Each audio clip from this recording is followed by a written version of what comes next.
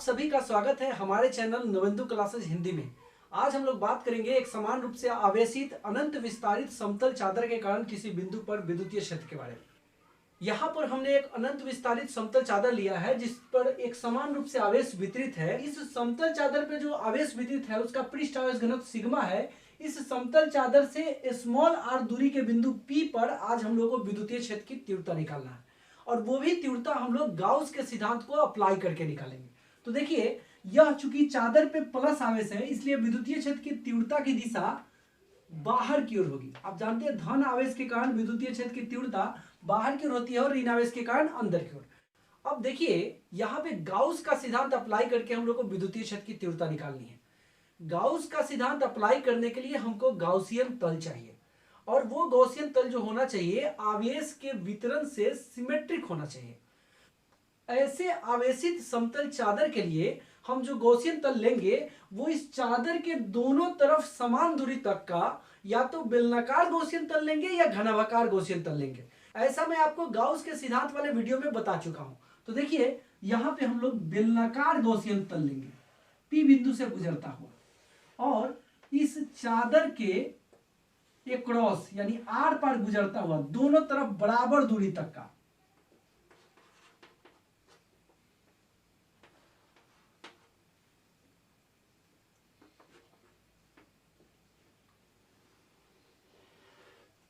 अब आप देख सकते हैं हमने इस आवेशित समतल चादर के आर पार गुजरता हुआ दोनों तरफ समान दूरी, अगर इधर आर दूरी है तो यहां से यहां तक की दूरी भी आर होगी। दोनों तरफ समान दूरी तक इस चादर के आर पार गुजरता हुआ बेलनाकार गॉसियन तल का कल्पना किया। अब यहाँ पे गॉसियन तल भी हो चुका है। अब हम चाहे तो यहाँ पे गाउस का सिद्धांत अप्लाई करके विद्युतीय क्षेत्र की तीव्रता निकाल सकते हैं, लेकिन सबसे पहले गाउस के सिद्धांत के लिए हम लोगों को इस गाउसियन तल का फ्लक्स निकालना पड़ेगा। आप देख सकते हैं गाउसियन तल में तीन तरह के तल है। पहला, दो समतल तल है और एक वक्र तल है। इस समतल तल के क्षेत्रफल को हम लोग A1 मान लेते हैं, तो इसका क्षेत्रफल सदिश वेक्टर A1 बाहर की ओर होगा, क्योंकि गॉसियन तल एक बंद तल होता है और बंद तल के लिए क्षेत्रफल सदिश हमेशा तल के लंबवत बाहर की ओर होता है। यहां पर वाला जो समतल तल है, इस समतल तल के क्षेत्रफल को हम लोग A2 मान लेते हैं और इसका क्षेत्रफल सदिश वेक्टर A2 बाहर की ओर होगा। और यह जो वक्र तल है इसके क्षेत्रफल को हम लोग A3 मान लेते हैं और इसका जो क्षेत्रफल सदिश होगा अल्प अवयव का क्षेत्रफल सदिश, इसको हम लोग वेक्टर DA3 से दिखाएंगे जो कि तल के लंबवत बाहर की ओर होगा। यहां पर हम पूरे तल के लिए एक क्षेत्रफल सदिश नहीं दिखा सकते हैं क्योंकि यह वक्र तल है और वक्र तल के हर बिंदु पर क्षेत्रफल सदिश की दिशा अलग अलग होती है। इसलिए यहाँ पे पूरे क्षेत्रफल सदिश का दिशा न दिखाकर अल्प अवयव के क्षेत्रफल सदिश का दिशा हम लोगों ने वेक्टर DA3 यहां पर दिखा दिया। अब यहाँ पे चूंकि आप जानते हैं कि बेलन का अनुप्रस्थ काट का क्षेत्रफल क्रॉस सेक्शन एरिया बराबर होता है, तो वेक्टर A1 और वेक्टर A2 हमने भले ही दिखाया है लेकिन वेक्टर A1 और वेक्टर A2 के जो परिमाण होंगे वो समान होंगे। तो इसलिए सबसे पहले हम लोग लिख लेंगे A1 और A2 परिमाण में समान होंगे और यह परिमाण जो समान होगा उसको हम लोग A मान लेते हैं और इसको हम लोग इक्वेशन 1 ले लेंगे। अब हम सबसे पहले गाउस का सिद्धांत यहाँ पे अप्लाई करने के लिए इस गॉसियन तल बेलनाकार गॉसियन तल का कुल फ्लक्स निकालेंगे और इसमें तीन तल हैं तो तीनों तल का हम लोग फ्लक्स पहले बारी बारी से निकाल लेंगे। उसके बाद उन तीनों तलों के फ्लक्सों को जोड़कर कुल फ्लक्स निकालेंगे। तो सबसे पहले देखिए, A1 से संबंधित फ्लक्स,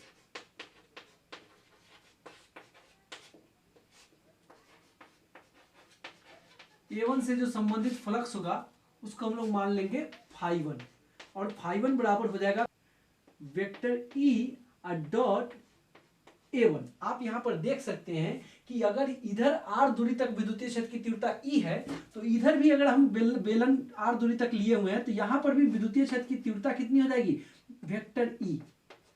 तो इस A1 से गुजरने वाला फ्लक्स निकालने के लिए vector E dot vector A1 लिखेंगे।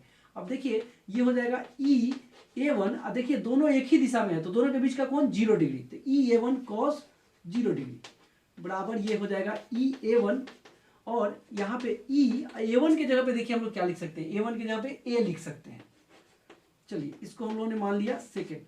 फिर इसी तरह से A2 से संबंधित फ्लक्स,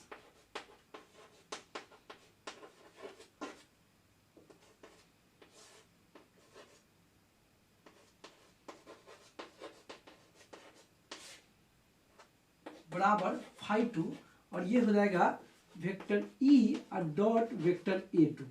यहाँ पे आप देख सकते हैं A2 से संबंधित फ्लक्स निकालने के लिए vector E dot vector A2 करेंगे, और आप देख सकते हैं कि दोनों एक ही दिशा में है, इसलिए दोनों के बीच का कोण जीरो होगा। तो यहाँ पे हम लोग पढ़े हुए हैं vector A dot vector B, A B cos theta होता है, तो यहाँ पे vector E dot vector A2 है, तो ई A2 कॉस थीटा, लेकिन यहाँ पे थीटा जीरो है तो लिखेंगे ई A2 कॉस 0 डिग्री। अब देखिए ये ई A2 हो जाएगा, चूंकि कॉस 0 1 होता है, और यहाँ पे ई और A2 की जगह पे देखिए A2 की जगह पे हम लोग क्या लिखेंगे ए, तो ये हो जाएगा ई ए, इसको हम लोग मान लेंगे इक्वेशन थर्ड। अब देखिए अब हम लोग A3 से संबंधित फ्लक्स निकालेंगे।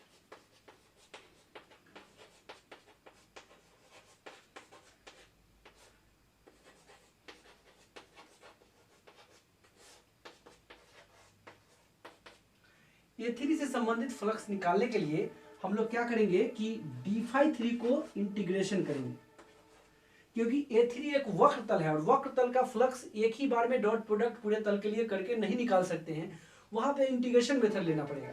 तो देखिए d∅3 का इंटीग्रेशन, और यहाँ पे φ3 बराबर होता है vector E dot vector A3, लेकिन यहाँ पे d∅3 है तो vector E dot vector dA3 हो जाएगा। और फिर देख लीजिए आगे क्या होगा, यहाँ पे आप देख सकते हैं वेक्टर dA3 और वेक्टर ई दोनों के बीच का एंगल 90 डिग्री है। वेक्टर dA3 ऊपर की ओर है, वेक्टर ई इधर की ओर है, दोनों के बीच का एंगल 90 डिग्री। तो ये vector E dot vector dA3 हो जाएगा ई dA3 cos 90। अब यहाँ पे E cos 90 बाहर निकल जाएगा, अंदर में बचेगा dA3। अब बताइए cos 90 जीरो होता है, इसलिए ये पूरा टर्म ही जीरो हो जाएगा, तो ये हो गया इक्वेशन 4। तो इस तरह से यहाँ पे बेलनाकार गॉसियन तल जो हम लोगों ने माना था, उस समतल आवेशी चादर के दोनों तरफ आर पार गुजरता हुआ समान दूरी तक के लिए उस बेलनाकार गॉसियन तल के तीनों तलों से गुजरता हुआ फ्लक्स हम लोगों ने निकाल दिया। अब इन तीनों फ्लक्सेज को जोड़कर हम उस बेलनाकार गॉसियन तल का कुल फ्लक्स निकालेंगे, और उसके बाद हम लोग उससे आगे बढ़ेंगे। तो चलिए आगे बढ़ते हैं। तो अब हम लोग तीनों फ्लक्स को जोड़कर इस गॉसियन तल का कुल फ्लक्स निकालेंगे। तो देखिए कुल फ्लक्स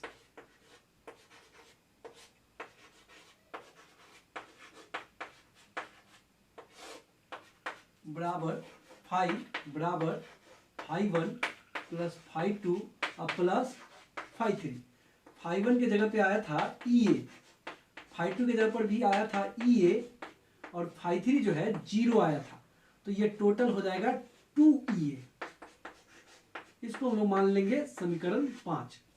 तो देखिए गाउस का सिद्धांत क्या कहता है कि किसी बंद तल से गुजरने वाला कुल फ्लक्स उस बंद तल के भीतर स्थित आवेश का 1/ε0 गुना होता है। तो हम लोग गॉसियन तल जो है बंद तल, उसका हम लोग कुल फ्लक्स तो निकाल चुके हैं। अब इस गॉसियन तल के अंदर में जो आवेश है, इस अंदर के आवेश को हम लोग को निकालना है। मैं आपसे पूछता हूं कि जैसे अगर ये चादर हो, आप खुद देख सकते हैं, अगर ये आवेशित चादर है और इस आवेशित चादर से आर पार यह बेलनाकार गॉसियन तल अगर ऐसे गुजर रहा है, तो इस बेलनाकार गॉसियन तल द्वारा इस आवेशित चादर का कितना एरिया अपने अंदर बंद किया गया है, जितना इसका क्रॉस सेक्शन एरिया होगा। आप जानते हैं इस बेलनाकार गॉसियन तल का क्रॉस सेक्शन एरिया हम लोगों ने ए माना था इक्वेशन 1 में, A1 बराबर A2 बराबर A। तो ये क्रॉस सेक्शन एरिया ए है, तो इस पूरे चादर का कितना क्षेत्रफल अंदर में बंद है, ए क्षेत्रफल। और मैं आपको बताऊं कि यहां पर आप जानते हैं कि यह पृष्ठ आवेश घनत्व दिया हुआ है। पृष्ठ आवेश घनत्व कहते हैं इकाई क्षेत्रफल का आवेश। अगर इकाई क्षेत्रफल का आवेश सिग्मा है, तो इसके अंदर में कितना क्षेत्रफल बंद है, ए क्षेत्रफल। गॉसियन तल जो आर पार गुजर रहा है, वो इस चादर का कितना क्षेत्रफल अपने अंदर में इनक्लोज किए हुए है, अपने अंदर में घेरे हुए हैं, तो ए क्षेत्रफल। और इकाई क्षेत्रफल का आवेश सिग्मा है, तो पूरे ए क्षेत्रफल का आवेश कितना हो जाएगा, ए सिग्मा, जो कि इस बेलनाकार गॉसियन तल के अंदर में इनक्लोज्ड है, अंदर में बंद है। तो देखिए यहां पे हम लिख रहे हैं गॉसियन तल के भीतर स्थित आवेश, भीतर स्थित आवेश हम लोग क्या पढ़े हैं, किसी गॉसियन तल के भीतर स्थित आवेश के लिए हम लोग देखिए क्या फॉर्मूला लगाएंगे, क्षेत्रफल गुणे पृष्ठ आवेश घनत्व।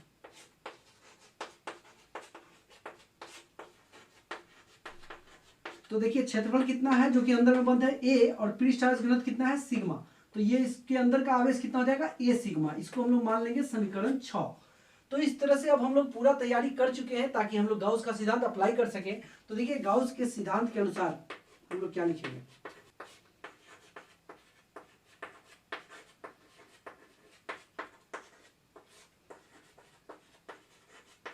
गाउस के सिद्धांत के अनुसार हम लोग क्या जानते हैं, गाउस का सिद्धांत कहता है कि कुल फ्लक्स गॉसियन तल के भीतर स्थित आवेश गुने 1/ε0। कुल फ्लक्स देख सकते हैं आप, कुल फ्लक्स देख लीजिए कितना है 2EA। तो यहाँ पे कुल फ्लक्स की जगह पे हम लोग लिखेंगे 2EA। देखिए भीतर गॉसियन तल के भीतर में कितना आवेश है देख सकते हैं, ए सिग्मा I इंटू 1/ε0। तो ए से एक कैंसिल हो जाएगा, आप देख सकते हैं ई बराबर कितना हो जाएगा,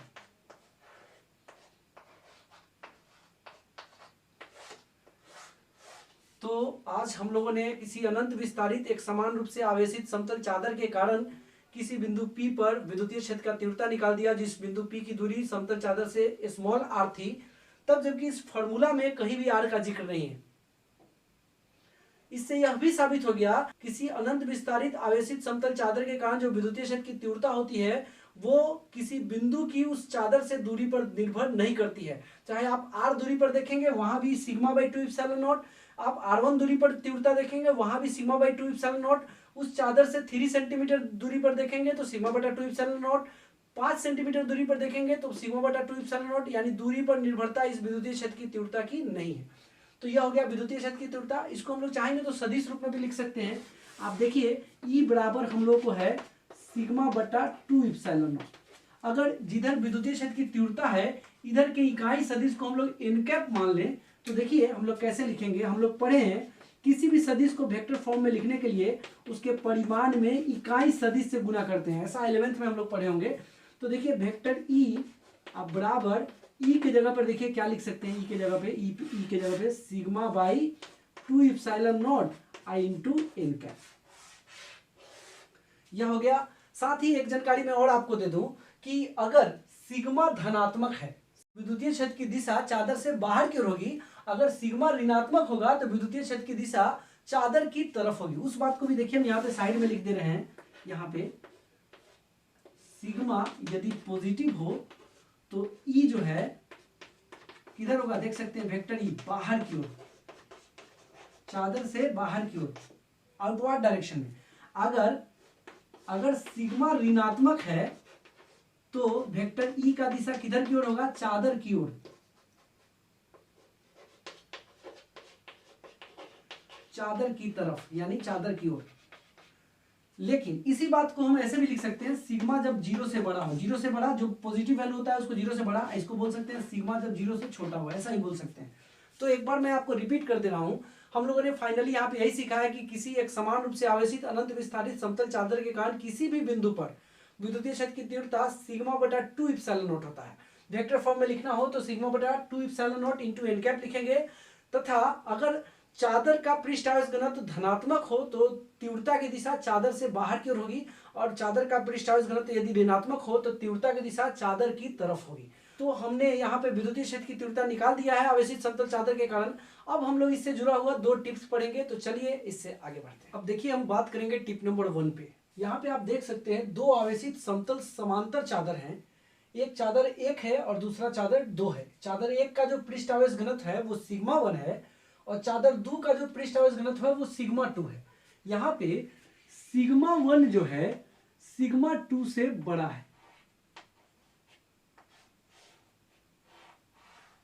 तो अब चादर 1 के कारण किसी भी बिंदु पर, चाहे दाहिनी तरफ चाहे बाईं तरफ, चाहे कितनी भी दूरी पर के बिंदु पर जो विद्युतीय क्षेत्र की तीव्रता होगी उसको हम लोग E1 बोलेंगे। और वो विद्युतीय क्षेत्र की तीव्रता अभी हम लोग सीख चुके हैं, चूंकि इसका पृष्ठ आवेश घनत्व सिग्मा है 1 है, तो वो विद्युतीय क्षेत्र की तीव्रता होगी σ1/2ε0। इसी तरह से चादर 2 जिसका पृष्ठ आवेश घनत्व σ2 है, इसके कारण चाहे दाहिनी तरफ चाहे बाईं तरफ के किसी भी बिंदु पर विद्युतीय क्षेत्र की तीव्रता का जो फॉर्मूला होगा वो E2 बराबर होगा σ2/2ε0। ठीक है। अब जरा ध्यान देना है, इन दोनों समांतर आवेशित चादरों के कारण हम लोग विद्युतीय क्षेत्र की तीव्रता निकालेंगे। दोनों चादर के बीच में, दोनों चादर के दाईं तरफ बाहर और दोनों चादर के बाईं तरफ बाहर, तीन स्थितियों के लिए। तो देखिए यहां पे हम तीन स्थिति ले रहे हैं। पहला, दोनों चादरों के बीच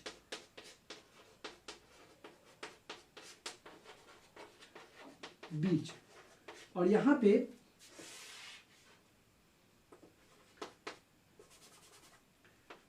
दोनों चादरों के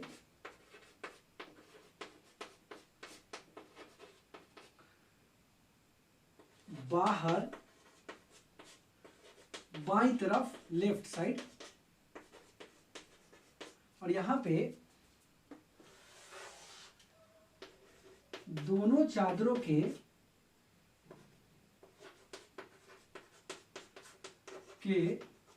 बाहर दाईं तरफ। अब जरा ध्यान देना है। सबसे पहले हम चादर एक के कारण जो विद्युतीय क्षेत्र की तीव्रता होगी, चाहे दाईं तरफ हो चाहे बाईं तरफ, वो बाहर की ओर होगी, चादर से आउटवर्ड डायरेक्शन में, क्योंकि चादर जो है धनावेशित है। तो यहां पर अगर मैं बीच में पूछूं चादर एक के कारण, तो विद्युतीय क्षेत्र की तीव्रता चादर से बाहर की ओर E1। अगर मैं यहां पर पूछूं इस चादर के एक के कारण, तो इसके कारण विद्युतीय क्षेत्र की तीव्रता ऐसे बाहर की ओर। लेकिन अगर मैं इस चादर के कारण इस तरफ पूछूं, इस तरफ, तो इसके प्लस के कारण इधर की ओर बाहर ऐसे होगा, तो ये बाहर की ओर E1। उसी तरह से अगर मैं चादर दो के कारण मैं आपसे दाईं तरफ पूछूं विद्युतीय क्षेत्र की तीव्रता, तो यह धनावेशित है, तो इसके लिए विद्युतीय क्षेत्र की तीव्रता बाहर की ओर होगी, बाहर की ओर यानी कि इधर की ओर E2। अगर मैं इस चादर के कारण, तो इस धनावेशित 2 नंबर के चादर के कारण जो विद्युतीय क्षेत्र की तीव्रता बीच में जो होगी वो बाईं तरफ होगी। फिर इस दूसरे नंबर चादर के कारण अगर मैं यहाँ पे विद्युतीय क्षेत्र की तीव्रता पूछूं, तो ये धनावेशित है, इसलिए इसके लिए बाहर की तरफ ऐसे होगा, इधर की ओर E2। अब हम लोग इसी डायग्राम से, वेक्टर डायग्राम से ही हम लोग यह तय कर लेंगे कि कहां पर विद्युतीय क्षेत्र की तीव्रता कितनी होगी। तो सबसे पहले हम लोग बीच में तय करते हैं। आप देख सकते हैं E1 इधर की ओर है और E2 इधर की ओर है, तो यहाँ पे कुल विद्युतीय क्षेत्र की तीव्रता दोनों चादरों के कारण निकालने के लिए किसी एक विद्युतीय क्षेत्र में से दूसरे विद्युतीय क्षेत्र की तीव्रता को घटाना होगा, क्योंकि दोनों अपोजिट डायरेक्शन में है, विपरीत दिशाओं में है। चूंकि σ1 σ2 से बड़ा है, इसलिए E1 भी E2 से बड़ा होगा। और कभी भी जब विपरीत दिशाओं के सदिश होते हैं, तो बड़े वाले वैल्यू वाले सदिश में से छोटे वाले वैल्यू वाले सदिश को घटाते हैं। तो देखिए दोनों चादरों के बीच में जो विद्युतीय क्षेत्र की तीव्रता होगी, उसके लिए E1 माइनस हम लोग क्या लिखेंगे, E2। E1 के जगह पे क्या लिखेंगे, आप यहां से लिख सकते हैं σ1/2 epsilon naught minus σ2/2 epsilon naught, और ये हो जाएगा σ1 माइनस σ2/2 एप्सिलॉन नॉट। ये फॉर्मूला कब, जब दोनों चादरों के हम लोग बीच में विद्युतीय क्षेत्र की तीव्रता निकालेंगे। लेकिन अगर दोनों चादरों के बाईं तरफ बाहर देखेंगे, तो आप देखिए दोनों विद्युतीय क्षेत्र की दिशा एक ही दिशा में है, दोनों विद्युतीय क्षेत्र की दिशा एक ही दिशा में है, इसलिए यहाँ पे कुल विद्युतीय क्षेत्र की तीव्रता निकालने के लिए दोनों तीव्रताओं को जोड़ना पड़ेगा। तो यहाँ पे E बराबर हो जाएगा E1 प्लस E2, यानी σ1/2 epsilon naught plus σ2/2 epsilon naught. तो ये बराबर में हो जाएगा σ1 प्लस σ2/2 एप्सिलॉन नॉट। ये चादर के बाहर बाईं तरफ का विद्युतीय क्षेत्र का तीव्रता होगा, कुल विद्युतीय क्षेत्र का तीव्रता। और यदि चादर के दाईं तरफ बाहर अगर विद्युतीय क्षेत्र की तीव्रता निकालना हो, तो आप देख सकते हैं दोनों चादरों के कारण जो विद्युतीय क्षेत्र की तीव्रता है E1 और E2 है, एक ही दिशा में है, तो यहाँ पे कुल विद्युतीय क्षेत्र की तीव्रता निकालने के लिए दोनों को जोड़ना पड़ेगा।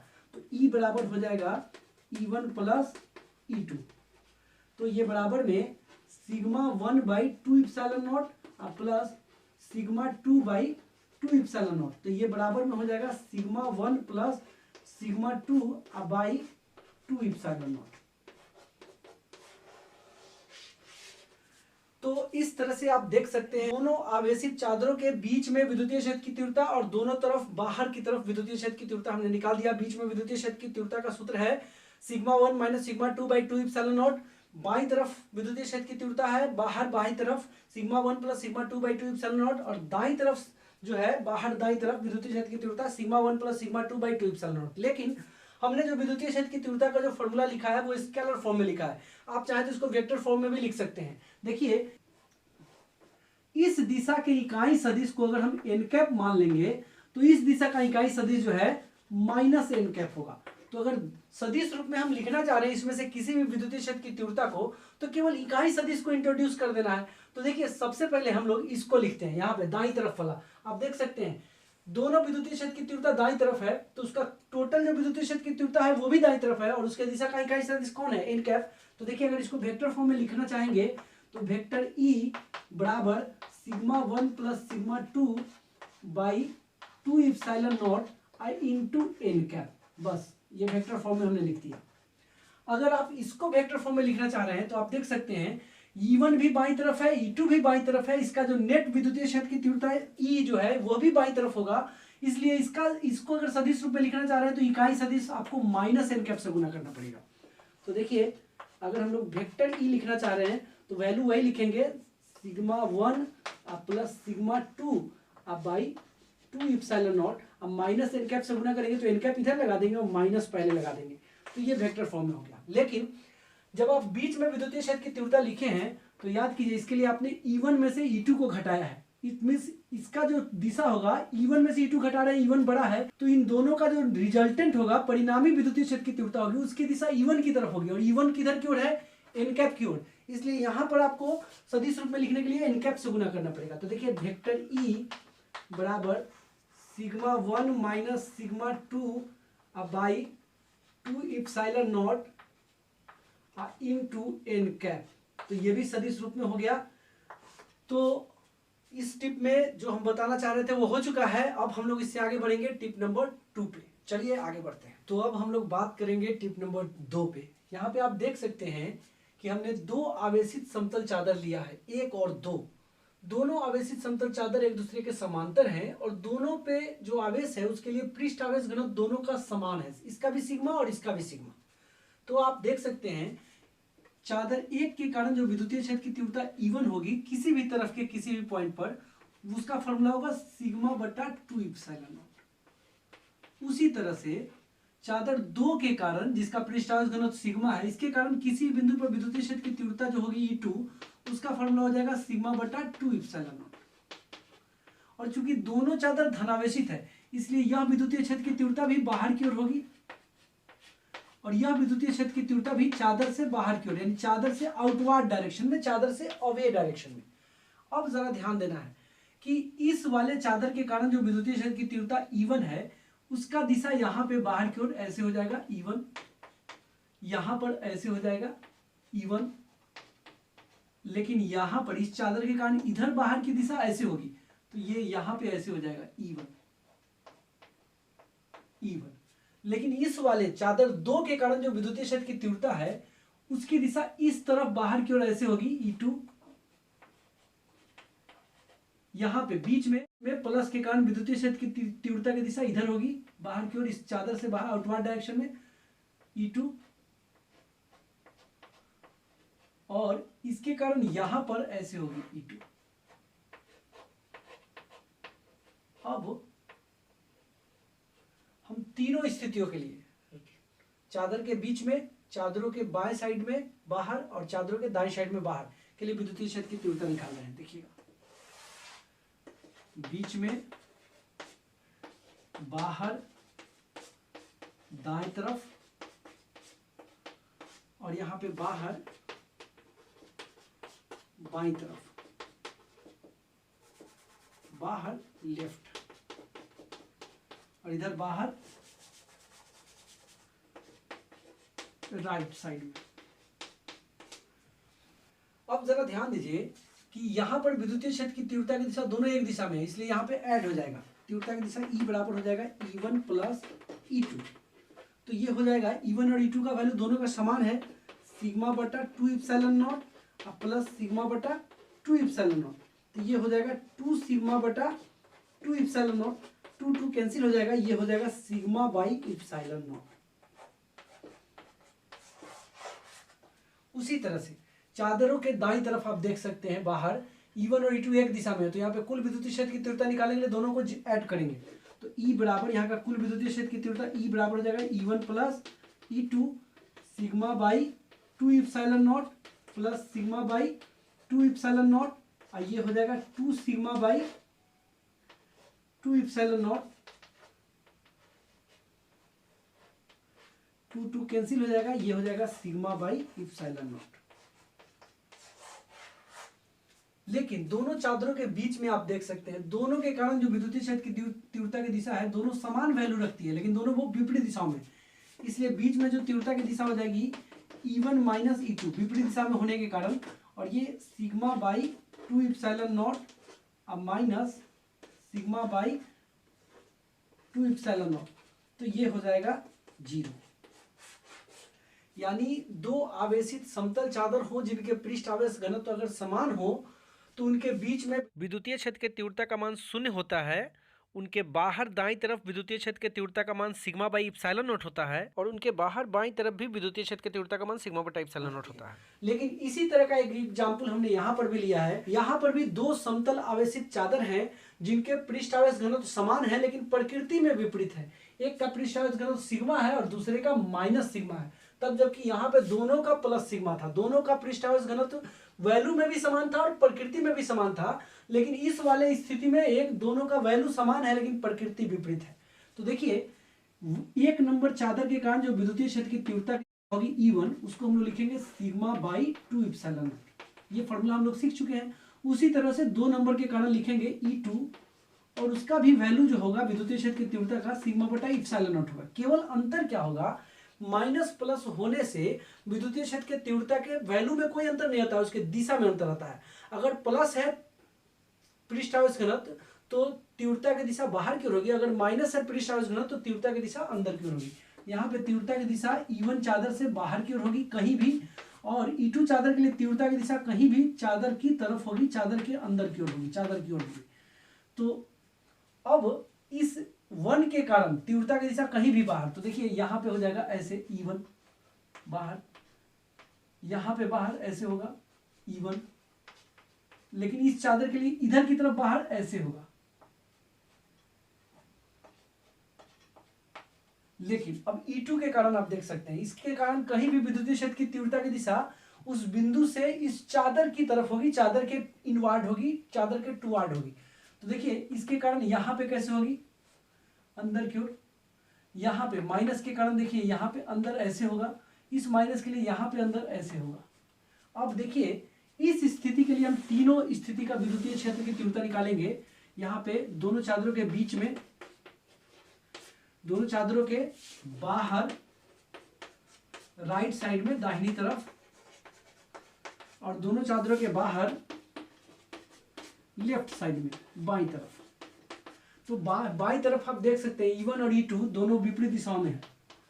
तो E1 और E2 जब विपरीत दिशा में है तो दोनों एक दूसरे को कैंसिल कर देंगे। तो E बराबर हो जाएगा E1 माइनस E2 बराबर sigma by 2 epsilon not. E1 और E2 का वैल्यू हम लोग लिख चुके हैं, यहाँ पे देख सकते हैं आप, minus sigma by 2 epsilon not. तो ये बराबर में हो जाएगा 0। यहाँ पर इस तरफ बाहर देख सकते हैं दाईं तरफ दोनों विपरीत दिशाओं में, तो यहाँ भी विद्युतीय क्षेत्र की तीव्रता की दिशा E बराबर हो जाएगा E1 माइनस E2, और E1 E2 का वैल्यू यहाँ पे देख सकते हैं दोनों समान वैल्यू रखते हैं, sigma by 2 epsilon not minus sigma बटा 2 इप्सिलॉन नॉट, तो बराबर हो जाएगा ये 0। लेकिन दोनों चादरों के बीच में आप देख सकते हैं विद्युतीय क्षेत्र की तीव्रता की दिशा दोनों चादरों के कारण एक ही दिशा में है, इसलिए एक ही दिशा में किधर से किधर है, पॉजिटिव वाले चादर से निगेटिव वाले चादर की ओर। तो एक ही दिशा में होने के कारण इसको हम लोग ऐड कर देंगे यहाँ पे कुल विद्युतीय क्षेत्र की तीव्रता निकालने के लिए। तो देखिए E बराबर हो जाएगा E1 प्लस E2 आप is equal to sigma by 2 epsilon naught plus sigma by 2 epsilon naught बराबर 2 सिग्मा बाई 2 इप्सिलॉन नॉट। तो ये कैंसिल हो जाएगा सिग्मा बाई इप्सिलॉन नॉट। तो यहां पर हम लोगों ने क्या सीखा, यदि दो आवेशित समतल चादर हो एक दूसरे के समांतर हो, दोनों का पृष्ठ आवेश घनत्व समान हो और प्रकृति में भी समान हो, तो उनके बीच में विद्युतीय क्षेत्र की तीव्रता का मान 0 होता है, और दोनों तरफ बाहर में विद्युतीय क्षेत्र की तीव्रता का मान सिग्मा बटा इप्सिलॉन नॉट और सिग्मा बटा इप्सिलॉन नॉट होता है।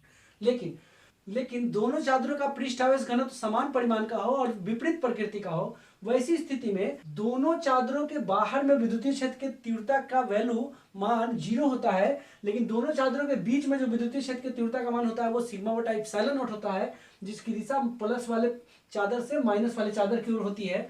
अगर इधर हम इकाई सदिश को एन कैप मान लें तो इसको हम लोग सदिश रूप में भी लिख सकते हैं, वेक्टर ई बराबर सिग्मा बटा एप्सिलॉन नॉट एन कैप।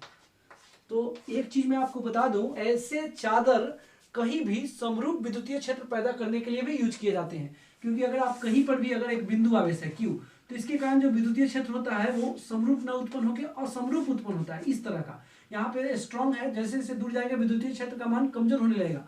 लेकिन अगर दो समतल आवेशी चादर हो जिनके पृष्ठ आवेश घनत्व समान परिमाण और विपरीत प्रकृति के हो, तो इसके बीच में जो विद्युतीय क्षेत्र जो उत्पन्न होता है उसका वैल्यू सिग्मा बटा एप्सिलॉन नॉट होता है। यह दूरी से या दूरी पर निर्भर नहीं कर रहा है, यहाँ भी सिग्मा बटा एप्सिलॉन नॉट, यहाँ भी सिग्मा बटा एप्सिलॉन नॉट, यहाँ भी सिग्मा बटा एप्सिलॉन नॉट, यहाँ भी सिग्मा बटा एप्सिलॉन नॉट, यानी दोनों चादरों के बीच में सब जगह विद्युतीय क्षेत्र की तीव्रता का मान समान है।